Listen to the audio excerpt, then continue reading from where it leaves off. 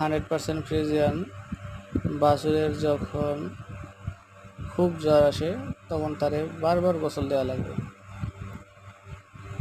আমাদের দেশের আবহাওয়াতে এরা মানাতে গেলে এদের খুব কষ্ট হবে, এদের শ্বাসকষ্ট দেখা দিতে পারে, প্রচণ্ড জ্বর হতে পারে, কিন্তু আমাদের উচিত এদের গোসল দেয়া। এদের 1 বার 2 বার এমনকি 3 বার পর্যন্ত গোসল দেওয়া দরকার। আর আমাদের সবসময় একটা জিনিস মনে রাখা উচিত, এদের জ্বর যাতে সবসময় নিয়ন্ত্রণের ভিতরে থাকে সেদিকে লক্ষ্য রাখা দরকার। আমরা একটা জিনিস করতে পারি, বাচ্চাদের নাপা সিরাপ, যেটা লিকুইড সিরাপটা, ওইটা কিনে রাখতে পারি।